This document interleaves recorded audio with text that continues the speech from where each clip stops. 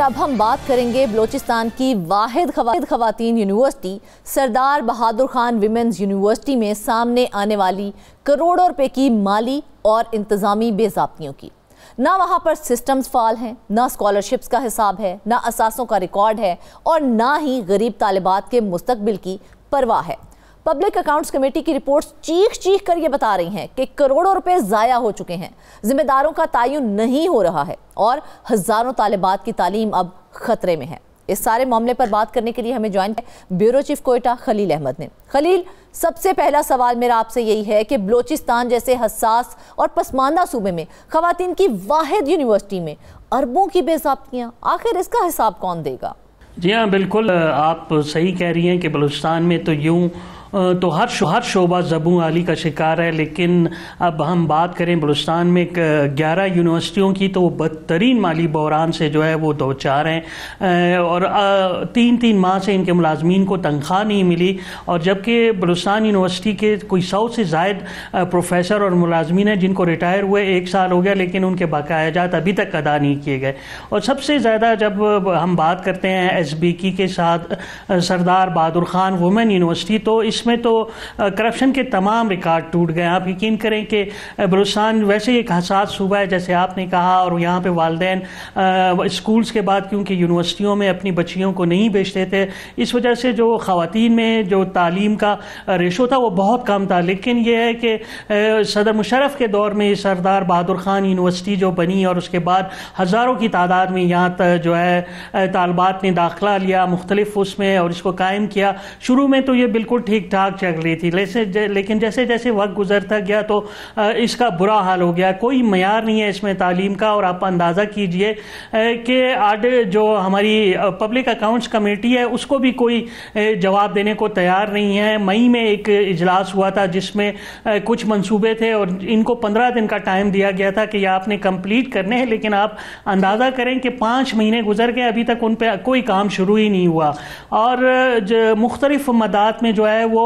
کروڑوں روپے کی کرپشن ہوئی ہے، جس میں خصوصاً جو سب سے بڑی بات ہے کہ ایچ ایس سی کا ایک پروجیکٹ تھا جس کے تحت جو ہے جو اسسٹنٹ پروفیسر اور لیکچرار تھے ان کو ملک سے باہر بھیجا گیا تھا پی ایچ ڈی کے لیے، لیکن اس میں سے 80% واپس ہی نہیں آئے اور وہ وہاں سلپ ہو گئے۔ اور ایک اور انتہائی اہم بات آپ دیکھیں کہ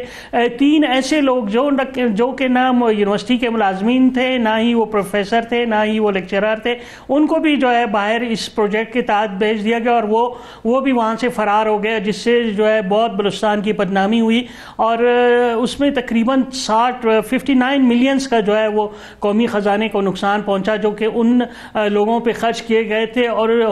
جب یونیورسٹی حکام سے اس بارے میں پوچھا گیا کہ آپ نے کیا کارروائی کی، کیا ریکوری کی ہے ان کے خلاف، تو ان کا یہ کہنا تھا کہ جی یہ ایچ ایس سی کا ایک پروجیکٹ تھا جو بند ہو گیا، لہٰذا اب اس پہ بات کرنا فضول ہے، اور ہم کہاں ان ملکوں میں جا سکتے ہیں، ان سے رابطہ کر سکتے ہیں کہ ان کو واپس لائیں۔ تو یہ صورتحال ہے۔ یونیورسٹی میں تو بے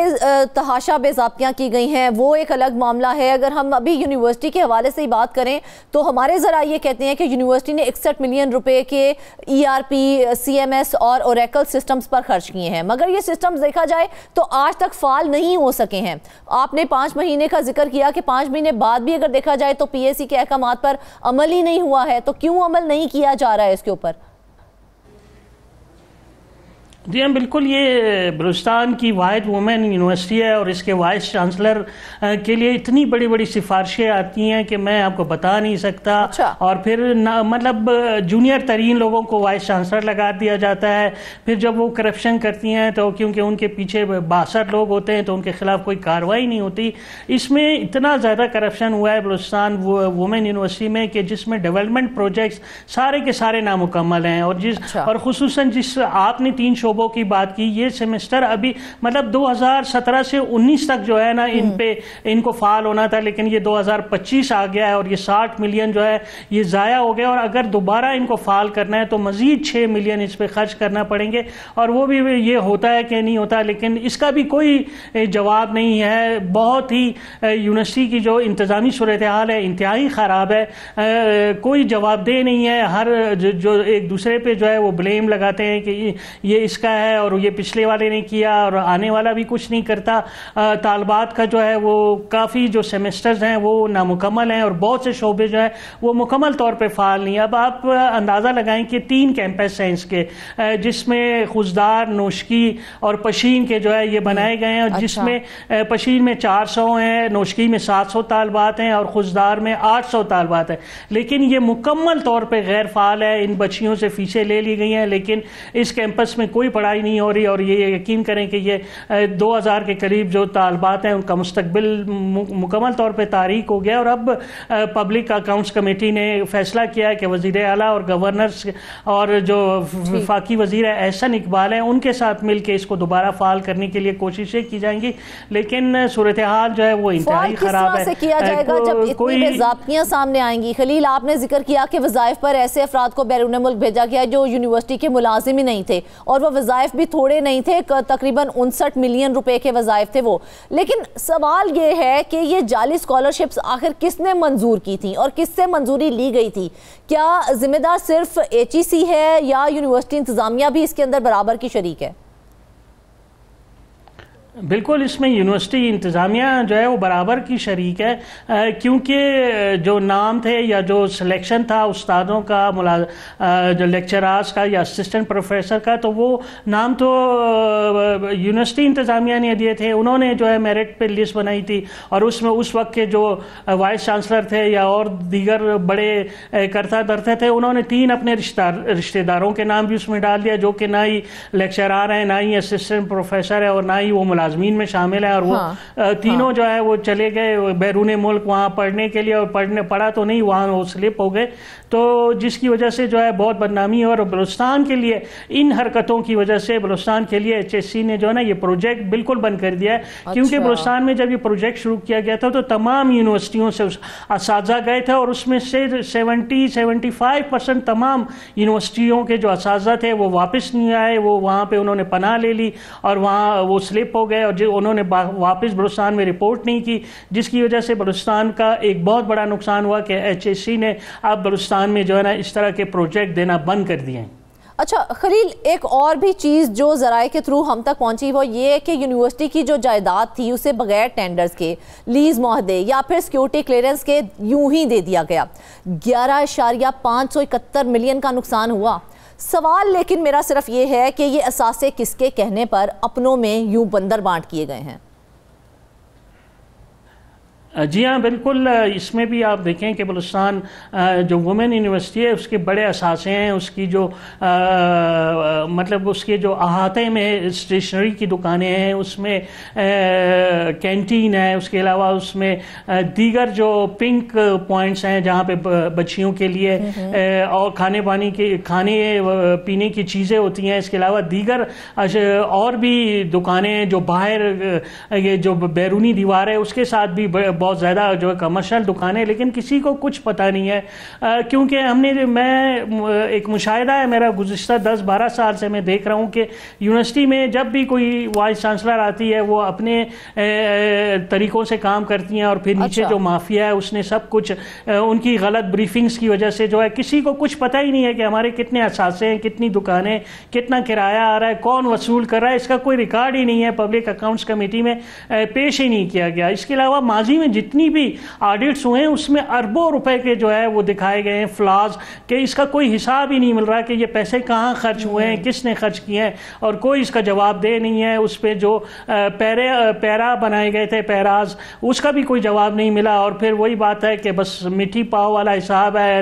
ہر 2-3 سال بعد ایک نئی وائس چانسلر آتی ہے، پھر وہ نئے طریقے اس حوالے سے علم ہی نہیں ہوتا جب ان سے پوچھا جاتا ہے کہ بھائی یہ سارے معاملات ہوئے ہیں اور کیسے ہوئے ہیں؟ دیکھیں نا کہ آپ میرٹ پہ تو کوئی کام ہی نہیں ہوتا نا. مطلب آپ جس نے بڑی سفارش لگا لی وہ پھر آ جاتا ہے، پھر ان کو کچھ پتہ نہیں ہوتا، کوئی انتظامی تجربہ نہیں ہوتا، نہ ہی اس کے لیے کوئی انٹرویوز. اب جا کے جو ہے پچھلے جب بہت زیادہ بے ضابطگیاں بڑھ گئی اور شکایات عام ہو گئی اور ہر زبان پہ جو ہے وہ وومن یونیورسٹی میں جو کرپشن کی کہانیاں زد و عام تھی، تو اس کے بعد پھر جو ہے باقاعدہ طور پہ اس کا اشتہار دیا گیا، اور پھر پھر پورے پاکستان سے اس میں جو ہے پارٹیسپینٹس نے حصہ لیا، اور اس کے بعد اب ایک نئی وائس چانسلر آئی ہیں، وہ اب کام کر رہی ہیں، لیکن اتنے بکھیڑے ہیں کہ ان کو سمجھ ہی نہیں آتا کہ وہ کہاں سے چیزوں کو سیدھا کریں. اسٹوڈنٹس کی تعداد جو ہے وہ بہت زیادہ ہو گئی ہے، اور جو شعبے ہیں وہ کم ہیں، اور جو کچھ شعبے کھولے بھی گئے ہیں لیکن وہ فعال نہیں ہوئے. اور سب سے بڑا مسئلہ جو ہے وہ اساتذہ کی تنخواہوں کا ہے. وہ بھی تو وہ یہی کہتی ہے نا کہ سردار بہادر خان ویمن یونیورسٹی جو ہے وہ ہمیشہ سے اس کے اندر انتظامی بحران ہی رہا ہے. تو پھر ہم یہ کہیں کہ اگر ہمیشہ سے رہا ہے تو یہ باقاعدہ منصوبہ بندی کے تحت بحران چلتا آ رہا ہے. اور کیا ماضی کے وائس چانسلرز کو بھی اگر یہ بحران تھا تو اس حوالے سے شامل تفتیش کیا جائے گا؟ جی ہاں بالکل،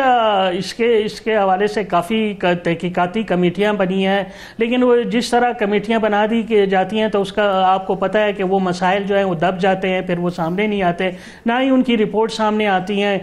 گزشتہ چند سالوں میں جو ہے بہت بڑے بڑے اسکینڈل جب سامنے آئے تو بڑی بڑی کمیٹیاں بنا دی گئیں کہ جی وہ تحقیقات کریں گی اور رپورٹ پیش کریں گی، لیکن وہ رپورٹ آج تک سامنے نہیں آ سکے، جو کہ بد انتظامی کی وجہ کے حوالے سے، مالی بدعنوانی کے حوالے سے تھی. اور اس کے علاوہ جو ایکسٹرا پوسٹیں بالکل ضرورت سے زیادہ لوگوں کو بھرتی کر دیا گیا، اس کی وجہ وہ بھی ایک بہت بڑی وجہ ہے کہ جس کی وجہ سے جو ہے یہ تمام یونیورسٹیاں جو ہیں یہ مطلب مالی خسارے سے دوچار ہیں. اور بلوچستان یونیورسٹی تو وہ تقریباً بینکوں کا جو ہے وہ تقریباً جو ہے 8 سے 10 کروڑ روپے قرض دار ہیں، اور اس پہ وہ سود کی مد میں ادائیگی بھی کر رہے ہیں تنخواہوں کے لیے. اور